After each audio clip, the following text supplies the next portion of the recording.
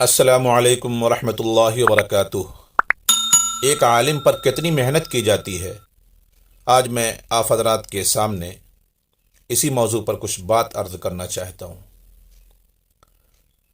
کتنا طویل عرصہ وہ گھر سے دور رہ کر گزارتا ہے، ماں باپ سے دور، بہن بھائی سے دور، ان کی محبتوں اور شفقتوں سے دور، اپنے رشتہ داروں اور دوستوں سے دور، سال سال تک وہ مسافرانہ زندگی گزارتا ہے، یہاں تک کہ اپنے ہی گھر میں اجنبی سا بن جاتا ہے۔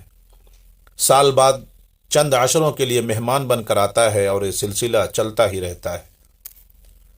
اس طویل ترین دورانیے میں کس قدر گھٹن، تکلیف دہ اور صبر آزما لمحات آتے ہیں، وہ چپ چاپ سہ لیتا ہے، بھول جاتا ہے، نہ بھولے تو بتکلف بھلا دیتا ہے۔ بیماری، تنہائی، اکیلے پن، اجنبیت، ڈر و خوف، گھر کی یاد اور گھر والوں کی یاد ستا کر اس کو بے حال کر دیتی ہے۔ تنگ آ کر زیادہ سے زیادہ وہ بستر میں سر لپیٹ کر رو دیتا ہے۔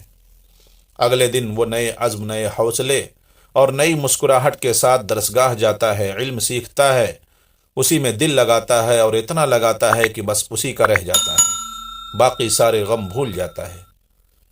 اس عالم کے والدین، بہن بھائی بھی جگر چھیل کر اپنے بیٹے کی جدائی سہتے ہیں، گزارا کر کر کے پیٹ کاٹ کاٹ کر اس کے لیے کسی نہ کسی طرح خرچ کا انتظام کرتے ہیں۔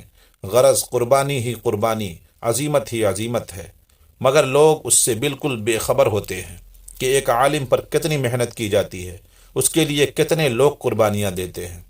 اس کے عمر رسیدہ اساتذہ اپنی پیرانہ سالی میں کس قدر محنت و مشقت سے پڑھاتے ہیں، کس درد سے تربیت فرماتے ہیں، کس شوق سے حوصلے ابھارتے ہیں۔ ایک پورا مدرسہ اور ادارہ اپنے طلبہ پر کس قدر محنت کرتا ہے، مگر عوام کو اس کی چندہ خبر و فکر نہیں۔ بس آتے ساتھ ہی مفت کے مشورے ٹھونس جاتے ہیں، فلاں جگہ پوسٹ آئی ہے، فلاں میرا جاننے والا ہے، آپ کو کام پر رکھ لے گا۔ کوئی تجارت کے مشورے دیتا ہے تو کوئی ملازمت کے۔